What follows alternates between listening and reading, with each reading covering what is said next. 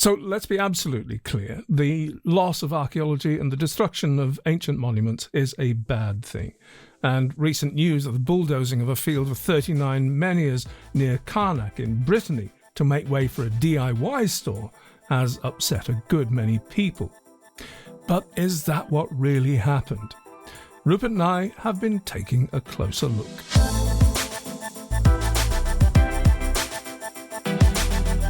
Yes, Rupert and I have indeed been taking a closer look but not from here.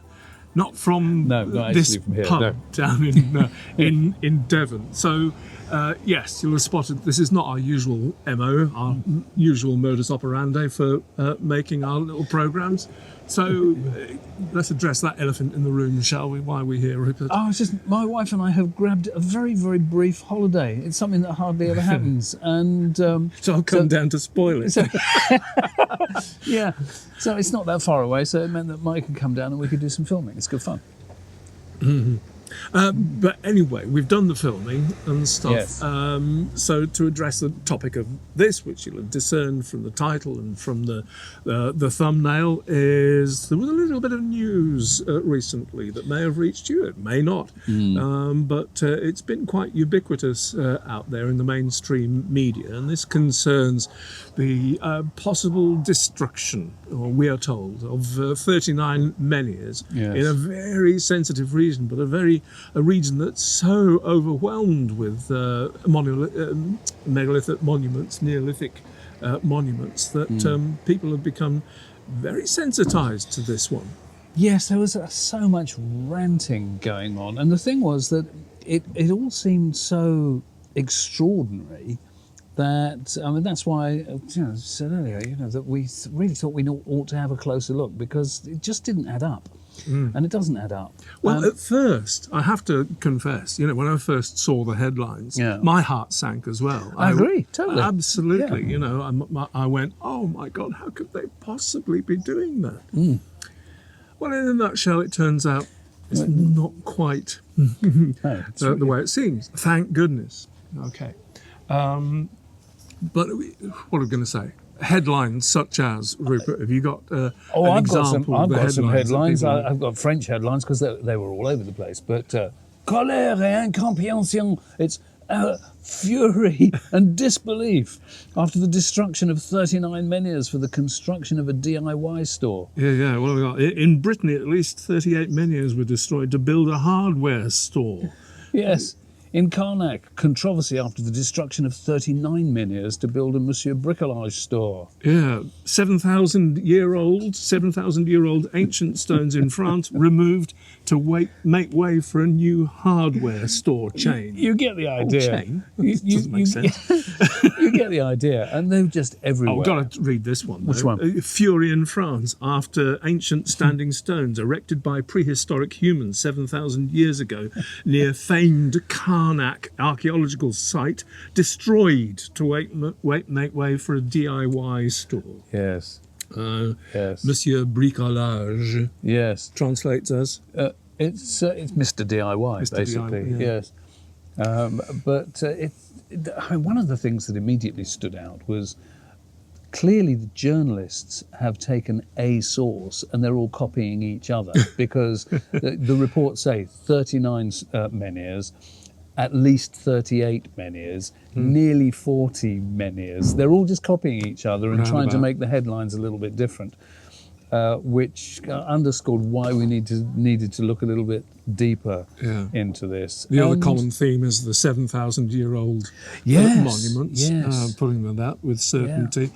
And also, you've got the implication from many of the headline photographs used in these articles are photographs of the Carnac alignment, or of the slightly less famous Menac alignments, which are incredible monuments. And the thought of one of those, or part of one of those monuments being torn down, of course, would make anybody furious, wouldn't it? But that's what Us we included. thought was happening when Exactly. we first saw the headlines. It was the impression that people were deliberately being given. But as it turned out, the store itself, or the site where they're actually doing the building, is quite a distance from those alignments, and there were all sorts of questions about what these menhirs actually were. And there's no evidence really to support the fact that they are what they said they were. I think that now may be the point to, put the damper on everything by showing you a few images of what we're really talking about. Yes. The area we're talking about, very near Carnac in Brittany, as we said, extremely famous site, for the monuments. It has extensive monuments, but these look like this, which is a very different kettle of fish indeed. We're talking about some upright, some fallen stones that are now, are they in an alignment because they are in a boundary wall? They're embedded in a boundary wall, as you can probably see. Or were they a pre-existing alignment of, albeit very small stones, without any relationship to any other stones to create a larger alignment? And we're not talking about 39 stones. Rupert and I have hunted wide, high and low, to work out how this figure of 39 stones was arrived at. We've come up a blank. Broadly a blank. I think the only place where I could see anything that could explain it was in an article or a paper, actually, a research document by one of the official organisations that was written, heavens, I think it was it 2015? 2015. So this is before any of this building You're was talking going about on. the INRAP? Not the INRAP one, Oh, I beg your pardon. the DRAC one. Okay. Where they had talked about there were possibly 39 stones, and in that report they didn't say anything about them necessarily being menhirs. Yeah. They said specifically that you couldn't say that these were menhirs because the difference in sizes of stone, they ranged from so big, Seriously? about a foot tall, to some of the ones that were maybe a metre tall. So basically this 39 menhirs number has been put out. Well, there is one particular archaeologist who's quite angry about it in Brittany. And most of this information has been made public by him. The name is Christian Obelts. Christian Obelts, yeah. And whilst we sympathise with anybody who wants to protect heritage, I think it's a bit rich when you start stating as fact something that is very open to interpretation. Yeah. And certainly, I mean, from what we could gather, they said 39 because they've all copied something that was written in a report. But in the numbers that we actually came up, when we looked at the plans of the recorded stones, we came up with about 20, didn't we? No, 12, if that. Okay, the 12 that were indisputable, 20 that were maybe, but certainly nothing like the 39. There's nothing approaching the 39. Yeah. But there are 12 main stones in that wall. Yes. And we're not talking about a single alignment, we're talking about a right angle alignment. But, as you'll see from the images, hopefully, that are on screen round about now, and their context within the landscape. I think it's worth also pointing out that one of the real clinchers for us is that when they were doing, because the implication is that these people broke the law, that when they were building the store, that they went in and bulldozed them regardless of anybody's opinions. But that's not true at all. They had the permit for doing the building. And whilst it was stated that the stones were on a UNESCO list for protection, well, they had been on a list, but they weren't on a definitive list of we are going to save it. They were just something that the people who put these things on lists suggest that, well, you might want to protect these. And there is no way that UNESCO would have looked at these stones and said, yes, that's definitely... That goes on the UNESCO. It just wouldn't protected. have happened. Yeah. But one of the real clinchers was that in the excavations that they did, that were reported in that 2015 paper, that the archaeologists stated in that when they excavated those stones, they found that they were not buried in the earth. They were laid on the surface in the same level as the dry stone walling. So that tells you straight away that these aren't prehistoric. They've been moved at best. Yeah, I mean, and my thoughts went to immediately to Dartmoor, Cornwall particularly, where the farmers have not been reluctant to take just stones. Putting things in stone walls. Just putting things in stone walls that may have been pre-existing and handy larger stones that may have been pre-existing in stone circles and what have you. Boom, there they are. Yeah. And also I can show you a little bit of film now from somewhere in Shropshire. When I did a previous film, I knew of that there was a stone circle that had disappeared completely quite recently, and I was going to the top of a hill that needed investigation, and I saw this in the in a local farm wall. It was, oh boy, yes. I wonder if they belonged in a stone wall once upon a time. Yeah. So I really strongly suspect that something like that is going on here. Well, I think it's important to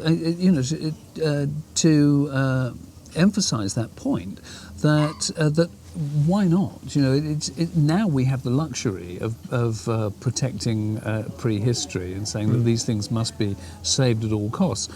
But over the centuries, when farmers have need to make stone walling, why put in 100 pieces of dry stone walling, of stone, when you can drag this one in from, and it's my field. I'll bring that stuff. Why wouldn't you? So we're getting a bit off into the ranty, long grass. It warrants the ranty long grass, but yes. Yeah, but bringing it back down to earth a little bit. As you probably see from Google Earth here, this is an area that is being developed for business, for a retail park. The original study by INRAP was commissioned because it was proposed to be a site for a supermarket. Yes, which is not to the north. The current thing which is going up, which is a Monsieur Bricolage DIY store. But that whole area just to the north of the stones under question is already an industrial sort of retail and business park, isn't it? And, to be fair, this study was carried out because the area is known to be archaeologically sensitive. So the guys from INRAP stands for... Institut National de Recherche Archéologique Préventive. Which translates as, well, basically it's the Institute for Preventative Archaeology. They use the term preventative. We wouldn't use that, would we? No, we wouldn't. In terms of protecting things, you're preventing things from being destroyed in development situations. Yeah. In a nutshell, though, the study was a thorough one by, proper grown-up people doing proper grown-up archaeology. Yes, it was. And they put no less than 8 pits in 8 trenches in. Yeah. And they found in the area to see what they were dealing with around the area where these stones are. Nothing. Yes. Nothing to indicate any not a scrap particular activity going on in this particular and again area. It should be emphasised, 8 trenches is a lot for an archaeological exploration. They found nothing. So, I mean, we dealt with the 39 stones aspect of this. The 7,000-year-old aspect, which seems to be emphasised so strongly, we are at a loss at how that can be applied to these particular stones. Well, they mentioned a C14 dating result that had come from somewhere like 200 metres away.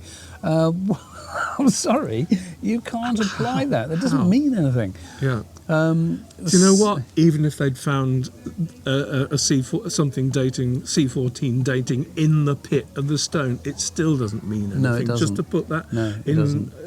in complete perspective. The whole thing is context. When it comes to dating anything, is context. And when you again factor in that the largest of the stones, so the ones that you could genuinely say these are menhirs, had clearly been moved because they were on the soil surface. They were not buried in the soil, which is what all the megaliths are. Any of the prehistoric megaliths, they are significantly in the soil. So at best they've been moved.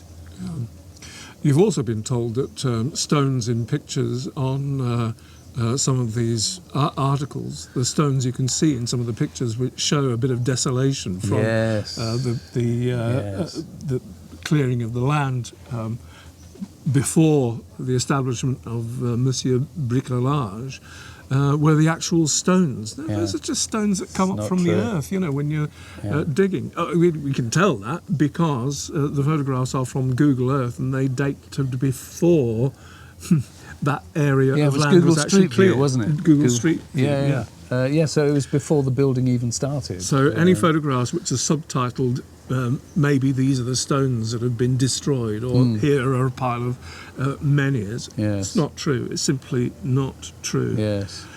But you see, one of the sad, I mean, I hope we're not making light of this at all, but this is impactful, seriously, on the people associated with this.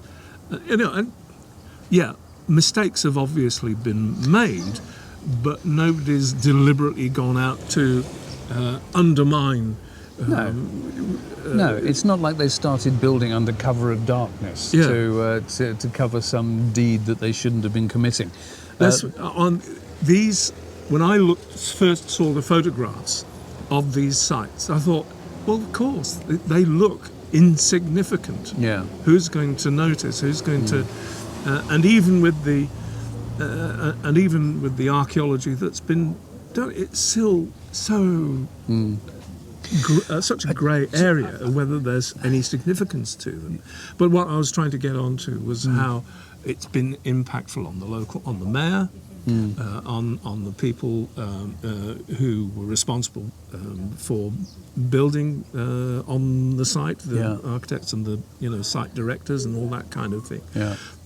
There's actually been vandalism at the church at Carnac, sort of saying, "What if we did this to your church?" What are people like? And we've got sort of interventions from the far right.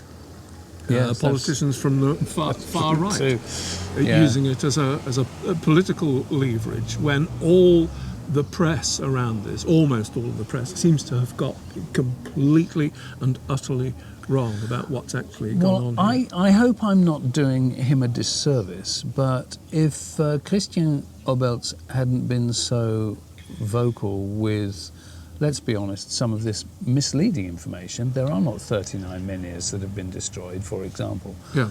And he reported it to the press, and all the journalists then started copying each other. So I lay the blame for this very firmly at his door, frankly. And I think there is another underlying question that needs to be asked, and that's, if you look at Carnac as a whole, and the huge megalithic arrangements that the tourists all come to visit, these important parts of cultural heritage. Yeah.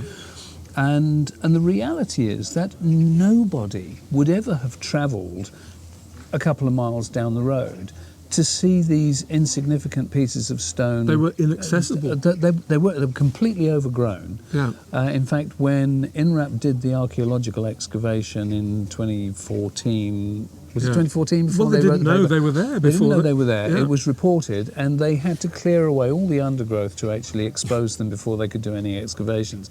Nobody knew they were there, and they're insignificant, and they've been moved. The whole thing is a storm in a teacup, in our view.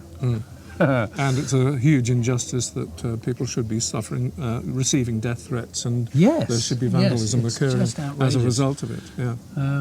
Yeah. Journalists should do a bit of a better job.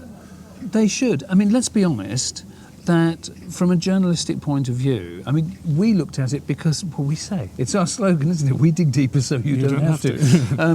And the reality is, okay, we did spend a few days digging,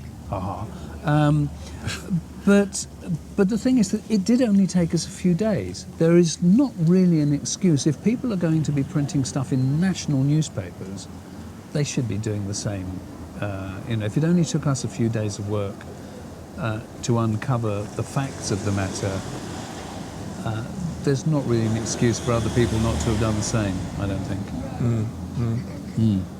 Well, I think we've said as much as we need to say on the subject. I think we have. Hope Yeah. that clarifies things for you. They did not destroy 39 menhirs to build a Monsieur Bricolage store. I mean, there are many more details to this. There is deeper dives to be taken.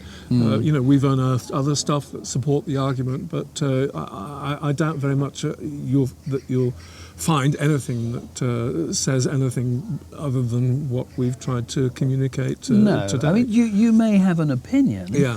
that it doesn't matter whether they'd been moved, that they should have been protected. And the thing is that if that's an opinion, fair enough, we're all entitled to our opinions. It's when people are actually putting misinformation out there as fact, that's when we have an issue. So, yeah, that's it really. You won't find anything to contradict this information. Except in those few articles. Yeah. Indeed, yes. Whatever. All right, well, I think that's about it. Yeah. Hope you found that illuminating. Yes, apologies for any ranting that might have occurred. Yes, if you're still watching us, do take a look at the Patreon page. We'll be most grateful. Loads of stuff, more stuff there. Not always recorded in a pub, I have to say. That is very true. Very rarely. And on that note, thanks for watching, folks. Bye-bye. Take care. Bye.